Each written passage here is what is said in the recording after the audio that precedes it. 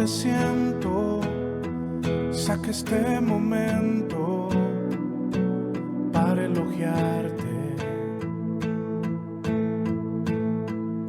Estoy agradecido y aunque otros no te piensen, yo te pienso.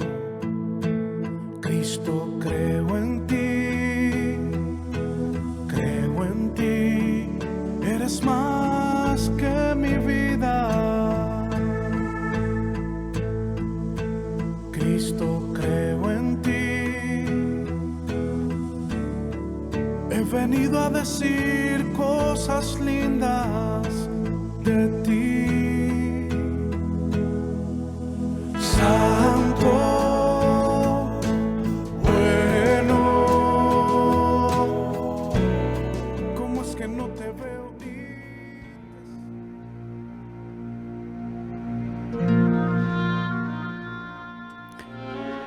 este mandamiento, hijo Timoteo, te encargo para que conforme a las profecías que se hicieron antes en cuanto a ti, milites por ellas la buena milicia, manteniendo la fe y buena conciencia, desechando la cual naufragaron en cuanto a la fe algunos, de los cuales son Himeneo y Alejandro, a quienes entregué a Satanás, para que aprendan a no blasfemar.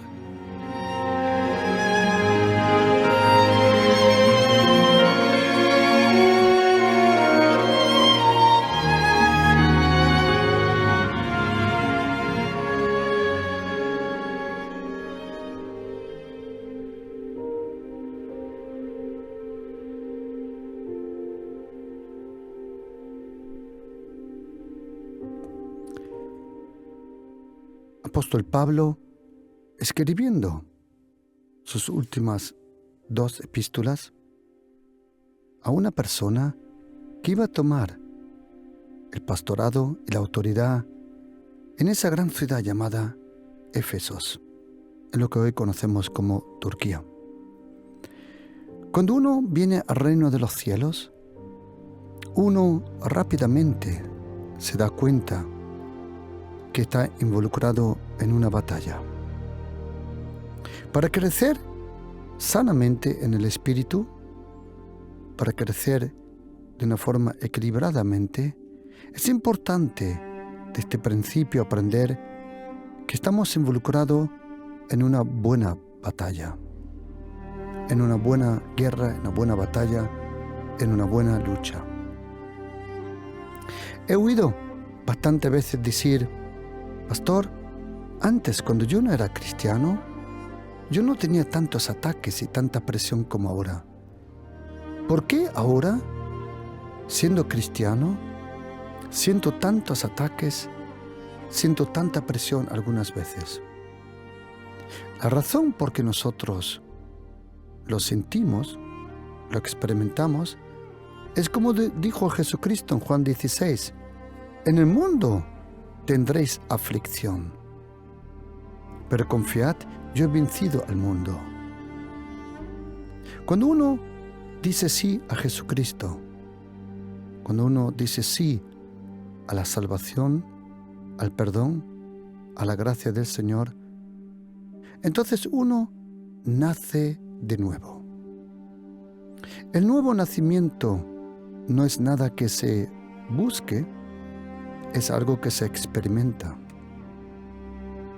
Y cuando uno nace de nuevo, uno entra al reino de los cielos, al reino de Dios. Y en este seminario bíblico de crecimiento espiritual, hoy, juntamente con vosotros, quiero aprender la razón. ¿Por qué razón, si eres cristiano, algunas veces, no siempre, tienes presión, ataques? ¿Y cómo tenemos que reaccionar? ¿Y por qué tenemos ataques? ¿Y quién nos ataca? ¿Contra quién luchamos? ¿Con qué armas luchamos? Y muchas más preguntas que nos vamos a hacer en este estudio bíblico. El apóstol Pablo le escribió a Timoteo y dice, este mandamiento, hijo Timoteo. Es interesante que el apóstol Pablo, de los 27 colaboradores que tenía, solo a 3 le llama hijos. Solo a 3. Tito, Timoteo y luego aquel esclavo que se escapó, del cual podemos leer en la carta de Filemón. Y él le llama hijo, aunque ellos eran cristianos antes de conocer al apóstol Pablo. Los 3 no se habían convertido con el apóstol Pablo, pero por el trato, por la cercanía, esos 3 se convirtieron en hijos espirituales.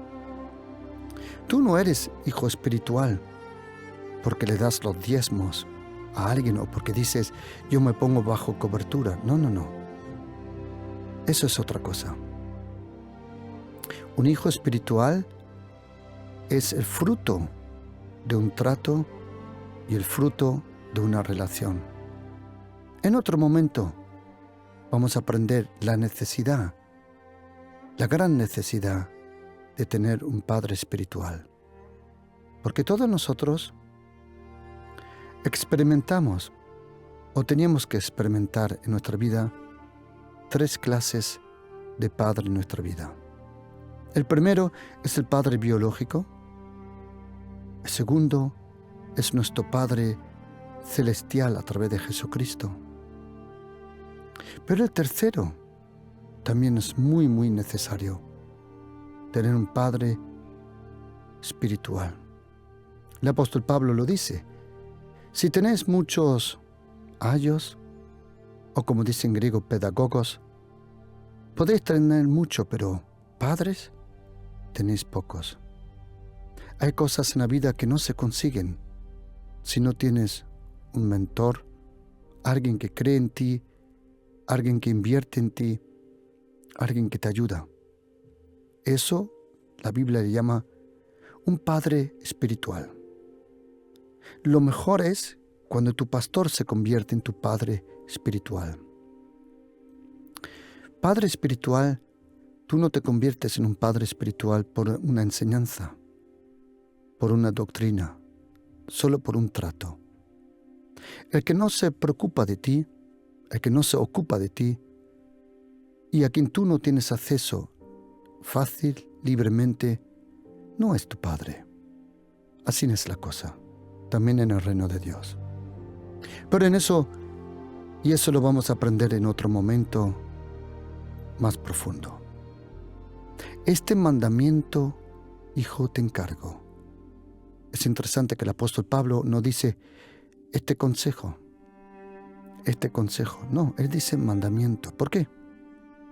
Estas 2 epístolas del apóstol Pablo a Timoteo, ahí el apóstol Pablo, él concentra toda su experiencia ministerial y de su vida en el Espíritu, la concentra en estas 2 cartas y se la transmite a aquel joven llamado Timoteo, que luego iba a ser el obispo de la iglesia en Éfeso. También un detalle muy interesante, que en aquella iglesia estaba el apóstol Juan, el último de los 12 apóstoles que todavía vivía. Él era miembro de la iglesia en Éfeso. Y aunque estaba Juan allí presente, el que tenía la autoridad sobre la iglesia era Timoteo. Un detalle interesante que nos enseña el buen trabajo del Espíritu Santo en la vida de Juan, porque cuando Juan, el apóstol, el discípulo a quien el Señor amaba, cuando era joven, él y su hermano Santiago, que literalmente se llamaba Jacobo, siempre estaban en unas peleas, vamos a llamarle así, involucrados con el apóstol Pedro, preguntando quién es el más grande en el reino de Dios. Cuando el Espíritu Santo trató a Juan, cuando él lo trató por su amor y su gracia, el apóstol Juan, cuando era mayor, era miembro de la iglesia en Éfeso. pero la autoridad la tenía Timoteo. Ahí aprendes que una de las lecciones más preciosas, más valiosas y que más te van a bendecir es cuando el Espíritu Santo te ayuda y te enseña a ser humilde de corazón. Este mandamiento, hijo Timoteo, te encargo. No un consejo, sino un mandamiento. ¿Por qué? Dice, para que conforme a las profecías que se hicieron antes en cuanto a ti. Me han preguntado, pastor, ¿usted cree en profecías? Sí, por supuesto. ¿Y en sueños? Pues claro, sin duda. Pero, sean profecías, sean sueños, sean visiones, siempre se tienen que someter a la palabra del Señor. Nunca una profecía, un sueño, una visión está encima de la palabra. Yo creo en profecías, sí, sin duda. Pero también me he dado cuenta a lo largo de los años que lo que más daño algunas veces a las iglesias hacen son supuestamente algunos que se llaman profetas y no lo son. Y déjame explicarte por qué. Yo creo firmemente en el ministerio profético, sí. ¿Hoy todavía existen personas que Dios ha ungido como profetas? Sí. ¿Es todo lo que dicen profetas lo que viene a la iglesia? Ni de lejos. Y déjame explicar por qué. Mucha gente, cuando entre comillas profetiza, no profetiza. Lo que hace es saber leer las personas. Quiero que sepas que Jesucristo, cuando habló de los falsos profetas, no habló de sus profecías, habló de su estilo de vida. El Señor dijo, por sus frutos les reconoceréis, no por sus profecías. Por eso, tenemos que diferenciar una cosa: el talento profético, el don profético y el ministerio profético. Y si tienes la posibilidad, escríbetelo. Existe el don profético, o mejor dicho, para empezar bien, el talento profético, luego el don profético y luego el ministerio profético. Son tres cosas diferentes. Y es importante que lo sepas. Si eres miembro de una iglesia, quiero que sepas que en el mundo espiritual, la autoridad sobre tu vida es el pastor que Dios ha puesto. Si es un pastor verdadero y si de verdad estás en una iglesia. ¿Por qué? ¿Por qué digo esto? Porque también muchas veces personas enojadas se van de una iglesia y quieren abrir la suya, o dividen una iglesia para abrir otra. Pues mira, querido, quiero decirte una cosa. Eso no es del Señor. El que divide una iglesia para, entre comillas, abrir otra, eso es diabólico y ya está condenado a fracasar y siempre fracasa. Pero una iglesia no se abre. Una iglesia nace, porque dice primera carta de Juan, capítulo 5, versículo 4 y 5, que todo lo que es nacido de Dios vence al mundo. Por eso la iglesia nace, es un nacimiento en el Espíritu. Ok. Y cuando Dios el Padre pone una autoridad sobre tu vida, es la máxima autoridad que Dios el Padre permite en su iglesia. No son los obispos, tampoco un cardenal o apóstoles, no.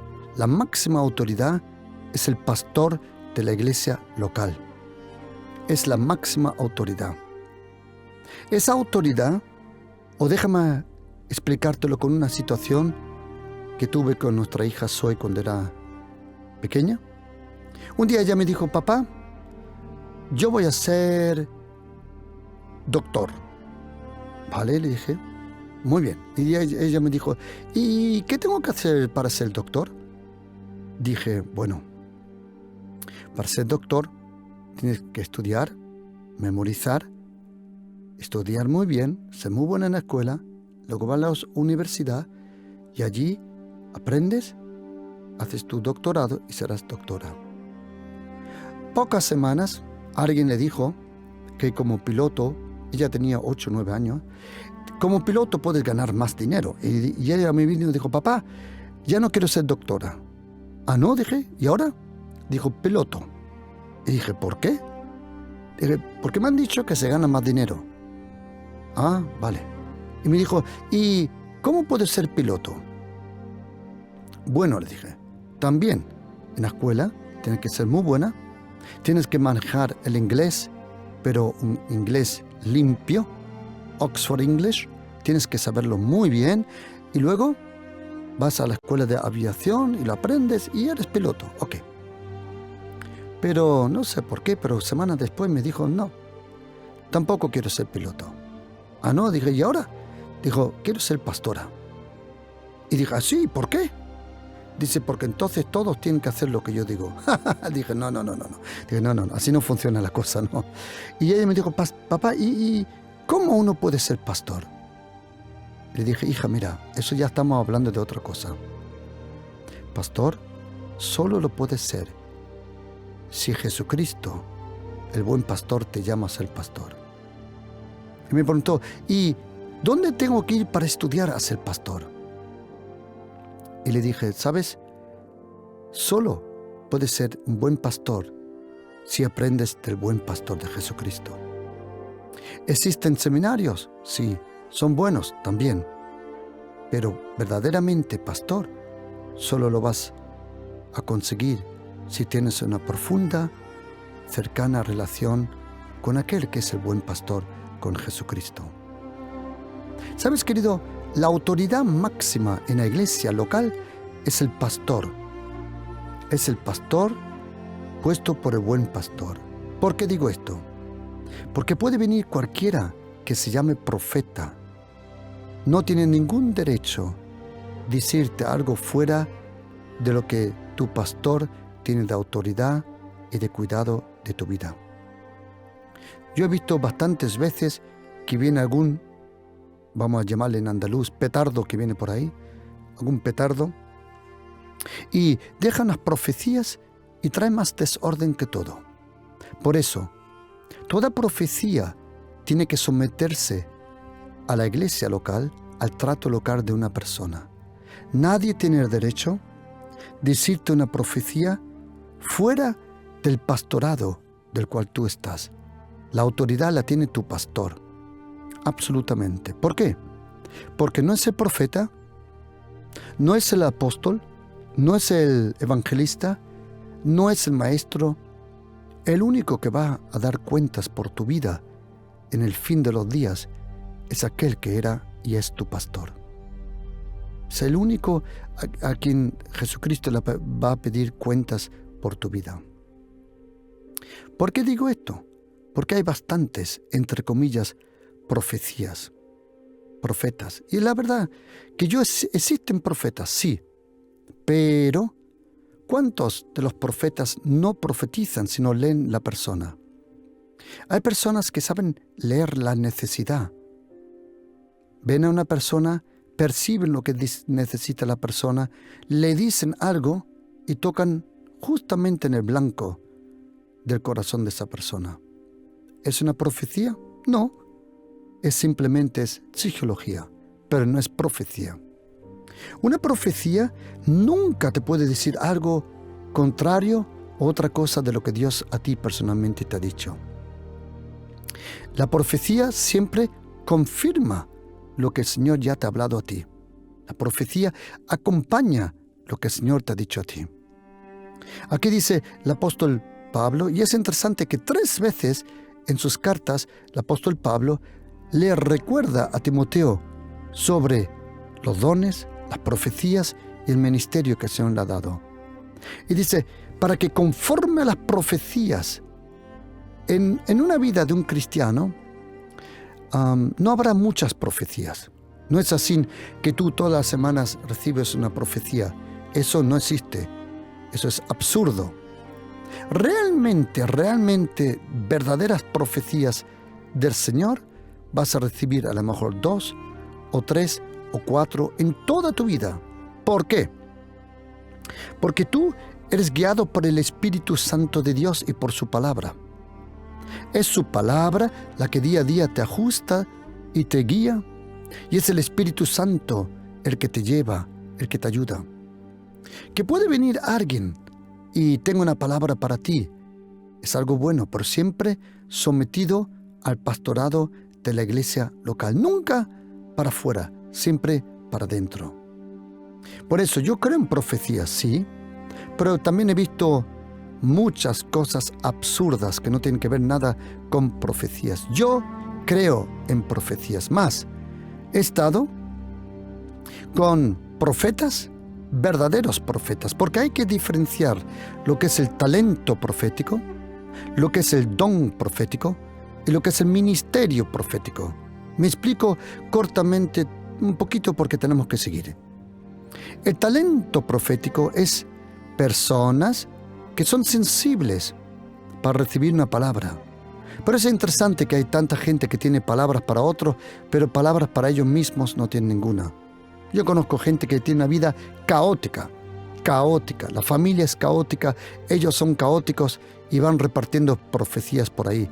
Eso es absurdo, eso es de tontos, eso no existe. Mira, existe el talento profético. Significa que alguien es sensible, tiene una relación con el Señor y tiene un talento y de vez en cuando recibe una palabra y con amor, cariño y humildad se lo dice a una persona. Luego tenemos el don profético. El don profético, que es una persona que ya por la experiencia el Espíritu Santo lo usa un poquito más. Esos dones siempre se usan en la iglesia bajo la autoridad del pastorado. Lo digo otra vez porque si no va a haber mucho daño con esas supuestas profecías. Y existe el talento, luego existe el don.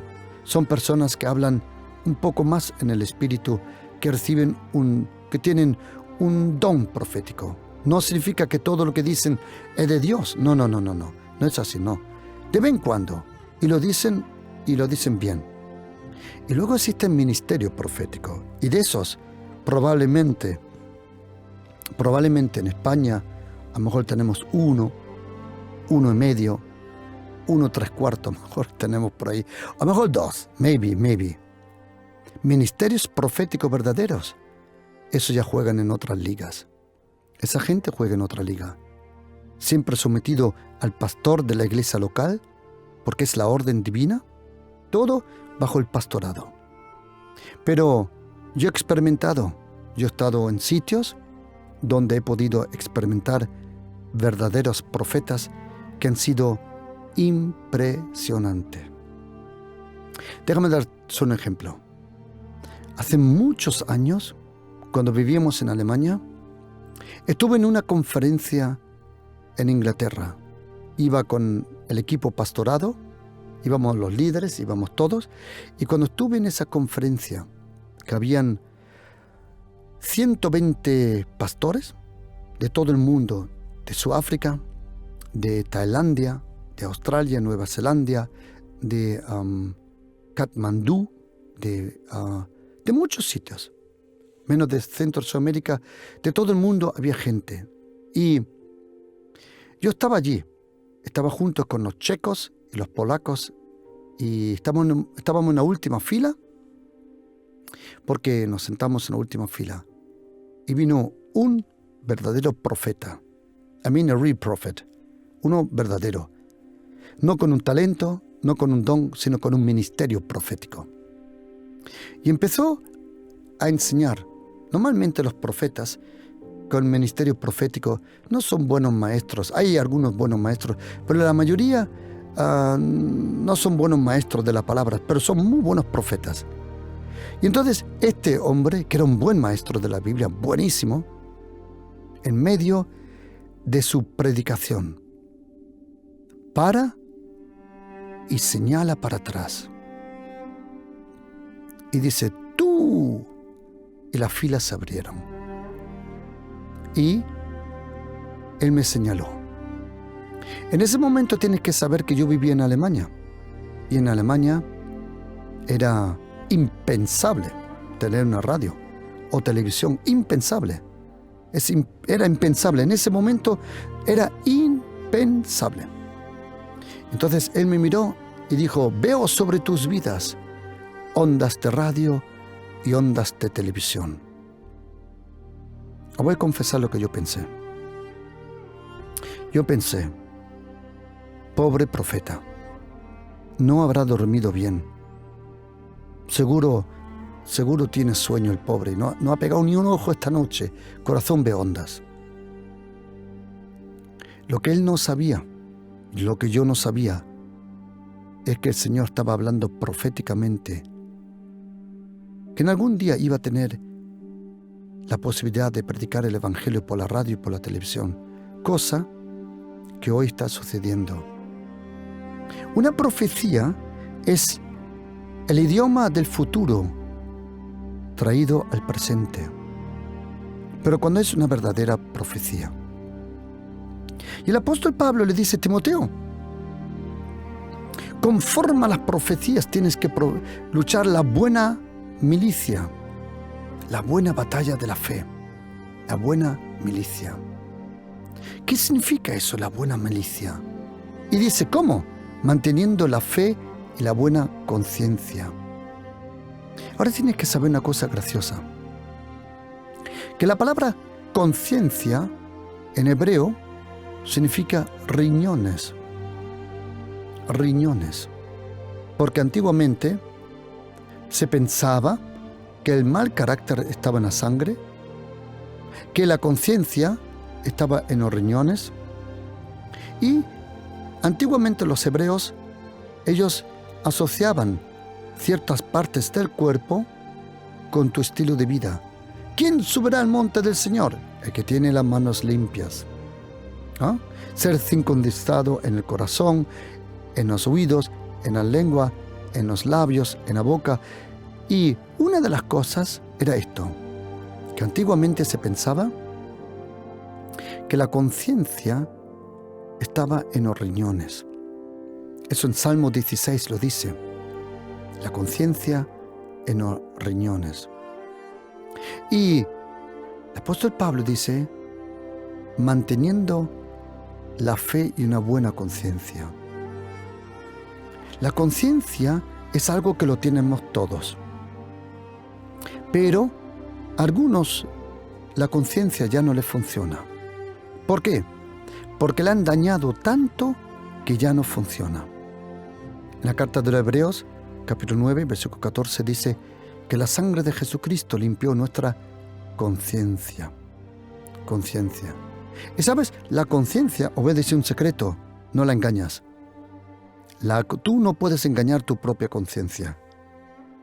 Tú no puedes sobornar a tu propia conciencia. No. Porque la conciencia sana siempre tiene los parámetros del reino de Dios.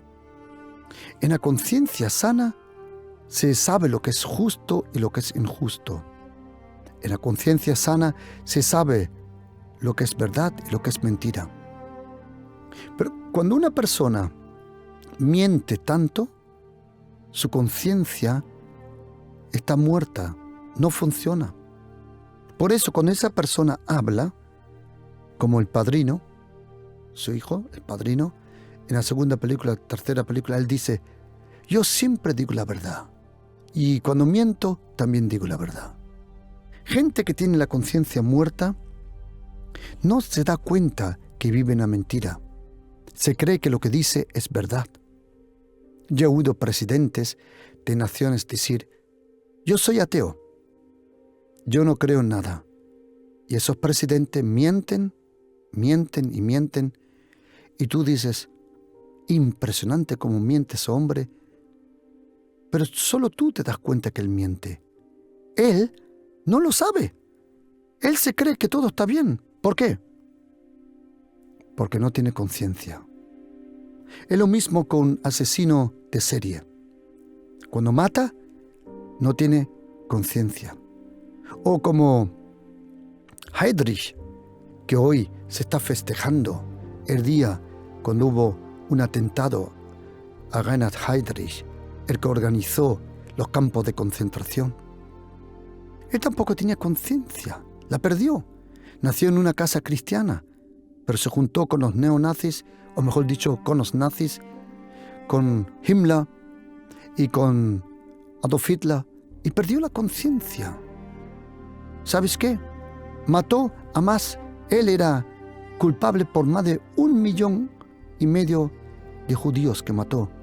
Y él se iba a casa a celebrar, imagínate, Navidad, a cantar Heilige Nacht, Stille Nacht. ¿Por qué?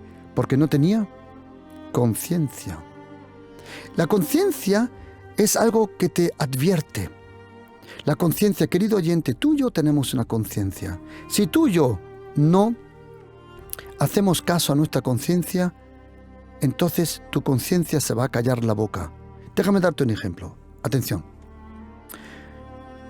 Conocí a un, no sé cómo se llama en español, anticuario. Uno que vende antigüedades, cosas viejas. ¿No? Bueno, tú también tienes muchas cosas viejas en casa, pero eso le llaman caos, no antigüedad. Y ese hombre tenía tiene hasta hoy antigüedades. Y ese hombre es de Madrid y tenía una gran nave.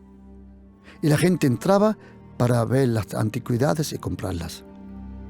Él, como quería proteger su nave, su negocio, él compró un Doberman, un perro alemán, de esos que siempre parecen que siempre están nerviosos, un Doberman. Y el Doberman da miedo verlo. Pero había un problema. Siempre que entraba alguien al negocio, el Doberman ladraba. Y este hombre, para que no espante a los clientes, él obligaba al perro a callarse. ¿Cómo? Cogió un palo y le pegó una vez para que callase la boca. La próxima vez, cuando entró clientes para comprar, de nuevo el perro ladró y el amo cogió el palo y entonces el perro se cayó la boca. Le cayó la boca al perro. Un día, este hombre se fue un fin de semana. Dejó la nave, dejó al perro cuidando la nave. Cuando regresó el lunes, la nave se la habían vaciado, o como se dice en español, completamente vacío. Este hombre pensaba, si me han robado todos los muebles y todas las antigüedades, se la han llevado, entonces primero han tenido que matar a mi perro. Fue a la oficina y el perro estaba acostado sobre la manta. Cuando el hombre entró y el perro levantó la cabeza, ¿sabe lo que hizo? Se encogió el rabo, dio la vuelta y empezó a tiritar de miedo. ¿Sabes por qué? Ese hombre yo lo oí decir, yo tuve la culpa que me robaron la tienda, porque yo le callé a mi perro, le cerré la boca. Tu conciencia es ese Doberman que te dice cuando algo está mal. Si tú le callas la boca mucho a tu conciencia, vendrá el día que tu conciencia ya no te puede proteger. Seas ateo, o feo, o agnóstico, seas cristiano o no, todo ser humano tiene una conciencia. Y esa conciencia te habla, te acompaña, te recuerda. Es la conciencia que te recuerda cuando te acuestas y te dice la verdad. Oye, esto no estuvo bien. ¿Y sabes qué, querido oyente? El apóstol Pablo dice que esta guerra espiritual no la vas a ganar porque estás chillando como una loca ahí. No. ¿Sabes, querido? Esta guerra espiritual se gana por la gracia de la santidad en tu vida. Es la santidad, es el traje de camuflaje. ¿Qué significa eso? Que si tú eres una persona corrupta, mentiroso, chismoso, tú no puedes reprenderle a los demonios. ¿Por qué no? Porque tú, si no tienes control sobre tu lengua, sobre tu carácter, ¿me puedes decir, por el amor de Dios, qué demonio te va a hacer caso? Se burlan de ti en toda la cara. Porque ellos dicen, antes que tú quieres controlarme, contrólate a ti mismo. Por eso, querido, dice el apóstol Pablo, que tenemos que mantener la fe en Dios y la fe a Dios y la buena conciencia. Porque si no, desechando la cual, si tú desechas o si tú le cierras a tu conciencia la boca, va a pasar una cosa que se llama naufragar. Me gustaría intentarlo, voy a intentarlo, aunque no sé si lo voy a conseguir. Voy a intentar de explicar esta palabra, porque yo sé lo que dice en griego, y...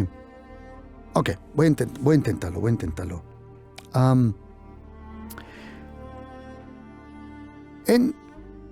Yo estaba trabajando, nuestra empresa estaba en el puerto.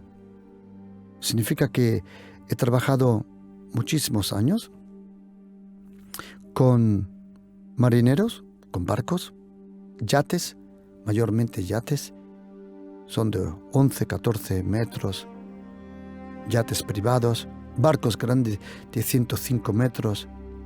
El barco más grande que hemos estado trabajando era más de 300 metros, un petrolero, que tienes que ir en bicicleta de un sitio a otro, tan grande es el barco. Ahora, en el mundo náutico, creo que se dice en español, hay que diferenciar lo que es naufragar y lo que es hundirse. Cuando un barco se hunde, es una cosa. Cuando un barco naufraga, creo que se dice en español, igual, naufraga, porque yo sé lo que quiero decir. En alemán se llama Schiffsunglück. Untergang es cuando se hunde y Schiffsunglück cuando uno toca fondo. Y a eso voy. Atención ahora. Atención. Cuando un barco se hunde en lo profundo, como la Titanic, que está a 4.000 metros de profundidad, la Titanic. Ok. ¿Pero qué es un naufrago o naufragar? ¿Qué significa eso? Naufragar significa que tú con el barco, sin saberlo, te acercas tanto a rocas o a la playa o a una isla que debajo del agua, no lo ves, hay rocas y rocas que no están muy profundas y tú con el barco te crees que todo está bien y pasas por encima y te quedas atrapado en esas rocas. Y ahora viene un problema. La estática del barco soporta mucho. ¿Sabías que un petrolero grande de 300 metros, cuando vienen las olas, el barco se puede retorcer 1 metro, de adelante a atrás 1 metro, 1 metro? Hay unos infrarrojos que el capitán, esos infrarrojos nosotros poníamos, que el capitán puede ver cuánto se retuerce el barco. El barco parece de hierro, estático, pero no lo es dinámico. Cuando las olas se mueven. Pero hay una cosa, el barco le puede dar una ola grande, no le pasa nada. Una tormenta la soporta, pero hay una cosa que un barco no soporta, y es esto. Cuando el barco, por alguna razón, pasa por encima de esas rocas, arrecifes algunas veces, y se queda trancado. En ese momento pasa algo, que la estática del barco cambia. Y el barco soporta las olas, sí, tormentas también. Pero lo que no soporta son esas rocas debajo de agua. No que las rocas le rompan, sino que al quedarse atrapado, cambia la estática y una ola que afuera en el mar no le hace nada, porque está encima de esa roca, lo puede partir en dos. Cuando el apóstol Pablo le dice a Timoteo que tiene que mantener la buena conciencia, también le está diciendo, no te acerques a lo que no te tienes que acercar. Ten cuidado que no te quedes atrapado. ¿Sabes, queridos? La Biblia nos dice que tenemos que reprender al diablo, pero, atención, huir de la tentación. Queridos, ladies and gentlemen, mira, a la tentación no se le reprende. A la tentación se huye. A quien tienes que reprender es a Satanás. Yo he oído personas que han dicho, no, yo sé, todo está en control. ¿Sabes qué?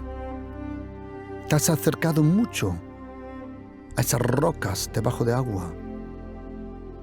¿Y sabes qué? Vas a naufragar. ¿Por qué? Porque tú fuiste creado para soportar presión diabólica. Lo puedes vencer. Ataques demoníacos, lo puedes vencer. Pero ¿sabes lo que te parte en dos?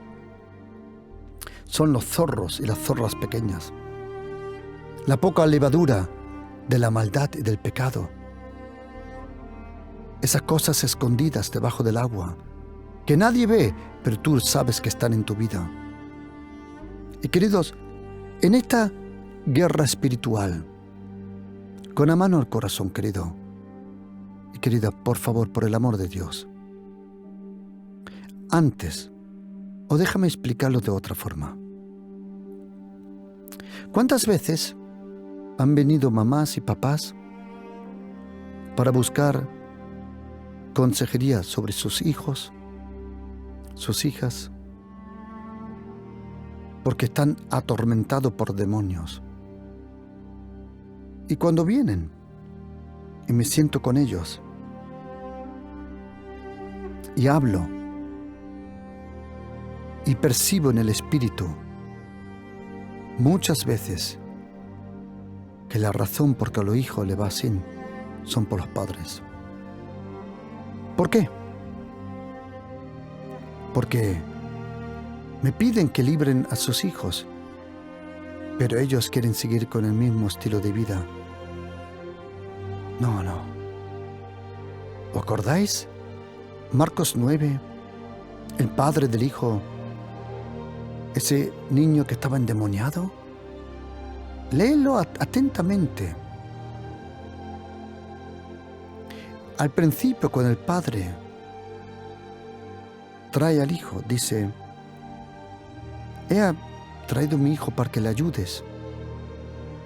Luego dice, para que nos ayudes a nosotros. ¿Y cómo terminó la historia? Diciendo, Señor, ayúdame a mí. ¿Por qué? Porque la clave de la liberación para el hijo estaba en el padre. Y queridos, ten cuidado de la conciencia. No te permitas lo que tú sabes que no es bueno para ti. Quiero decirte que gente mucho mejor que tú y yo ya hemos caído, o que han caído, perdona. Mucha gente mucho mejor que tú y yo ha caído. Por eso, queridos, en el nombre de Jesús, pídele al Señor que te ayude. Porque, queridos, cuando te enfrentes a esos poderes diabólicos, perversos, que son como animales, son demonios. Pastor, ¿se puede reprender a demonios? Claro, por el amor de Dios. Es lo más pupiniqui, lo más fácil que hay. ¿Qué dijo Jesucristo? El príncipe de este mundo viene, pero no tiene nada en ti. Importante que el enemigo no tiene nada en ti. El apóstol Pablo, la buena batalla de la fe, esa buena batalla de la fe, se encuentra en 1 Timoteo 1:18. 1 de Timoteo 6:12 y 2 de Timoteo 4:7. Imagínate, el apóstol Pablo era una persona honesta que nos dijo que todo aquel que quiere andar piadosamente en el Señor va a tener ataques. ¿Contra quién estás luchando? Algunas veces contra tus costumbres culturales, algunas veces contra tu carácter, algunas veces contra tu carne, algunas veces contra cosas del pasado que te quieren alcanzar, pero algunas veces contra poderes diabólicos. Lo bueno es que uno percibe qué clase de batalla uno está involucrado. Por eso, querido, lucha la buena batalla para tu familia. Ponte la armadura de Dios. Acércate al Señor. En la guerra espiritual hay momentos donde tú estás lleno de fuerza y poder que te puedes comer a todo. Pero en la guerra espiritual también hay momentos donde lo único que tienes que hacer es esconderte. Señor, eres mi refugio. Señor, ayúdame. Por eso, querido oyente, todos nosotros cristianos estamos en una batalla. ¿Todos los días? No, gracias a Dios no.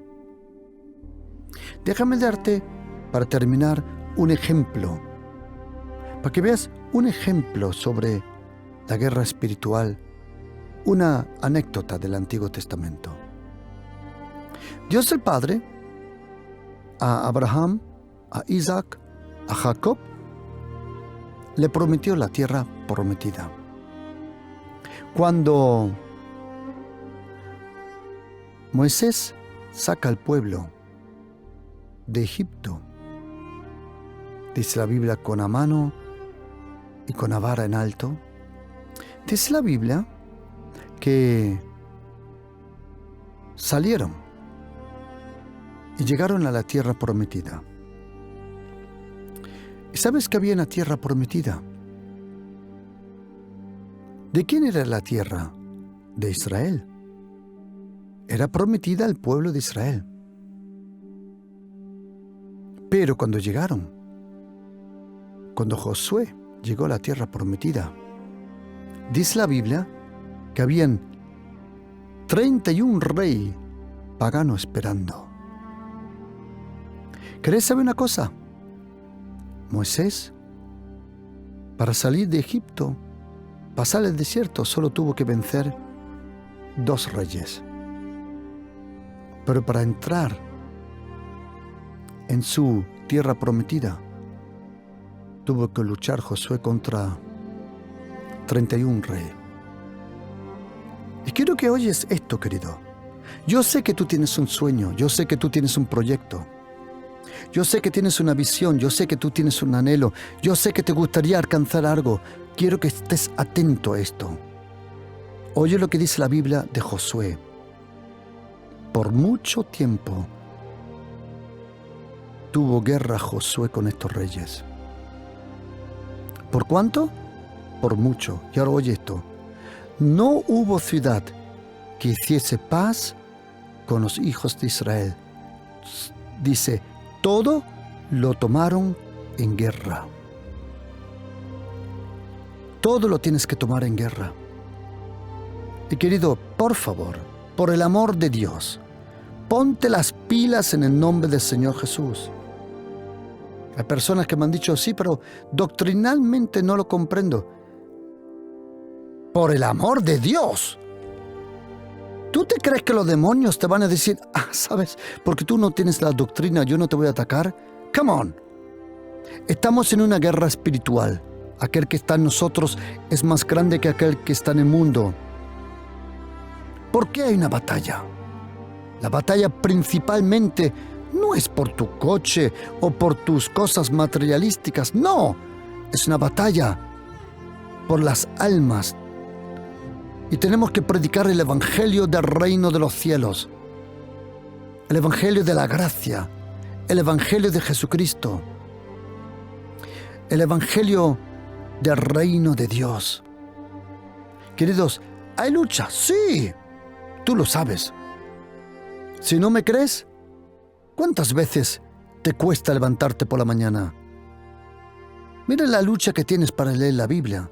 Mira la lucha que tienes para orar. ¿Que no hay lucha? Ponte 3 días a ayunar, ya te das cuenta si hay batallas o no. Querido, es tiempo de ponerse la armadura de Dios. Es tiempo de ganar la buena batalla para tu vida, para tu familia, para tu entorno, para tu iglesia. Uno tiene que hacerlo.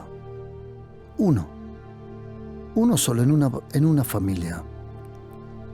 Uno solo en un entorno se tiene que poner las pilas. Es decir, se acabó. Yo y mi casa serviremos al Señor. Por eso, querido oyente, lucha la buena batalla. La Biblia conoce la guerra, la batalla y la lucha. La lucha es individual, es tuya. La batalla es de la iglesia y la guerra es del Señor. Y no temas. El arma que tiene Satanás, lo único que le ha quedado es la mentira. Sigue adelante. No desmayes. No estés decepcionado. Alza tus ojos hacia los montes. ¿De dónde vendrá mi ayuda, mi inspiración? Querido oyente, si usted supiera que lo mejor está por venir, ahora hubiese una gran sonrisa en su cara, como Josué en Egipto. Lo metieron al pozo, pero él sabía el sueño que tuvo. Lo vendieron en el mercado, pero él conocía el fin de la historia. Lo acusó falsamente la esposa de Potifar, pero él sabía lo que estaba llamado. Lo metieron a la cárcel, pero él sabía cómo iba a terminar todo esto. Se olvidaron de él, pero él sabía que Dios es fiel cuando da una palabra. Por eso, querido oyente, acuérdate de esto. Jesucristo es el Señor. Él reina, Él ha resucitado y el Espíritu Santo está aquí, el reino de los cielos está aquí y su gracia nunca se apartará de nosotros. Que Dios te guarde. Shalom.